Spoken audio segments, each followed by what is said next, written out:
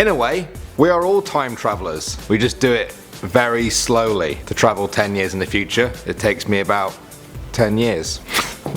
I don't know. But there are cases out there which people hold up as proof of time travel being possible. Some of them are photos, some of them are even videos. Some of them come from the supposed time traveler themselves. Let's see what you guys make of all of it. My name is Danny Burke and this is the top 10 scary time travel stories. Coming in at number 10 now, we have Hakan Nordkvist. In 2006, this Swedish man claimed he had been to the year 2046. How did he get there? Through his kitchen sink. He was trying to fix a problem under his sink, but when he went into the cabinet, he noticed that it just didn't end. It kept on going and going and going. Eventually, he reached the end of the tunnel and there he was in the year 2042, and he met his older self. This might be easy to dismiss, but for one thing, he brought his phone with him and he filmed it. What you're seeing now is the footage of him meeting his older self in the year 2042. They even show each other their identical tattoos. I don't know about this one. Maybe we'll have to wait until 2042 to see if he really was telling the truth. Alright, at number 9 now, we have the Chaplin time traveler. In 2010, a clip was uploaded to YouTube from the extras DVD of Charlie Chaplin's film The Circus. It shows people attending the premiere of the movie, and then there is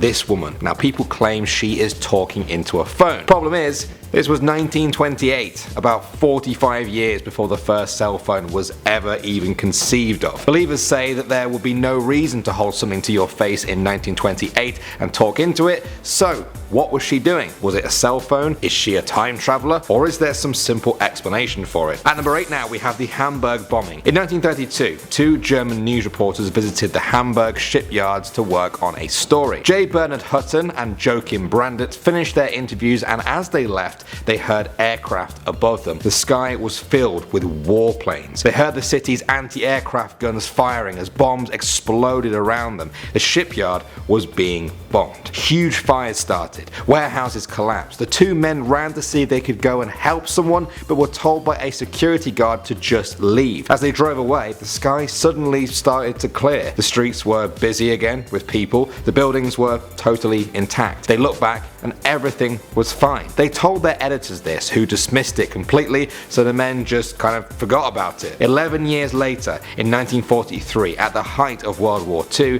the Hamburg shipyards were bombed by Britain. Bernard Hutton saw the newspaper pictures and felt a shiver along his spine. The scenes of devastation were exactly what he had seen in person 11 years before. At number 7 now, we have the time-travelling hipster. This is a picture from 1941 of the reopening of a bridge in British Columbia, Canada. People's eyes were immediately drawn to this man. His clothes don't seem to fit in. He looks more like a modern day hipster than someone from 1941. People said his camera was just too compact for that era. For them, this was a sure sign of a time traveler wearing and using things that just didn't exist back then. The photo has been deemed as authentic. It's not a fake. Critics of this theory though say that the clothes and the camera were available at that time, though not widely common. Alright, at number 6 now, we have Andrew Carlssin. In 2003, this man was arrested for playing the stock market too well. Over a 2-week period, he went from having $800 to $350 million. He was arrested on the allegation that he had insider information. Under questioning, he confessed he was actually from the year 2256. That's how he knew which stocks were going to perform best. He promised to tell them the whereabouts of Osama bin Laden or the cure to AIDS if they let him go. He supposedly predicted the exact date of the Iraq war starting as proof. The police essentially dismissed him as crazy and found no evidence that he had committed fraud, so they let him go. As the world media swarmed to interview him, he was gone and has never been heard of since. Coming in at number 5 now, we have Sir Viktor Goddard. He was a famous British air marshal, most famous for his squad picture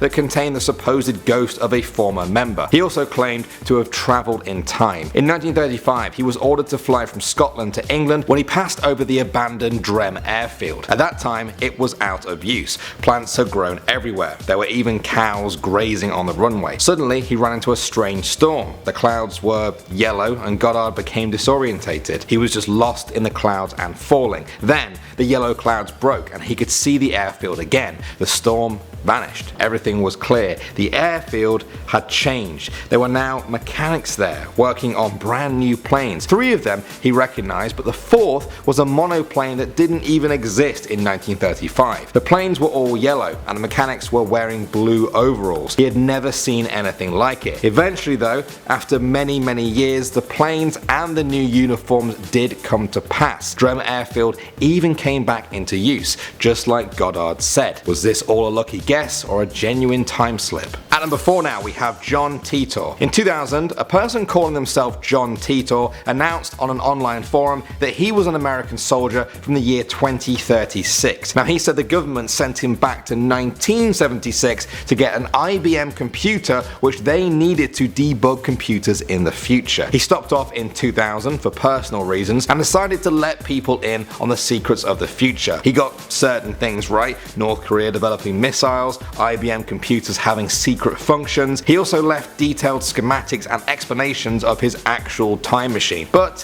he did get some things wrong. He said there would be another American Civil War in 2008 and World War III would have happened by 2015. But he also said that timelines could be changed. Does that explain it? Either way, the mysterious John Titor disappeared altogether from the internet in 2003. Okay, at number 3 now we have the Mike Tyson fight. In 1995, Mike Tyson boxed Peter McNeely in Nevada. In 2015, YouTube started buzzing with people saying that in the background of one of the clips of this fight there was a time traveler. They said this woman here was carrying what is clearly a smartphone and taking pictures, years before that was even possible. They said that no phone like that existed in 1995 and that it even flashed red like a smartphone. Other people countered by showing examples of cameras that did exist back then that kind of look similar. What do you guys think though? Is it too close to call, or is it proof of a time traveling boxing fan going back to watch their favorite match? Okay, at number 2 now we have the Astronaut. The Catedral Nueva in Spain started being built in 1513. It's a grand old cathedral with a lot of nice stonework you'd expect from the Middle Ages, except for one bit of it. There, along one of the entrances, is a carving of an astronaut. What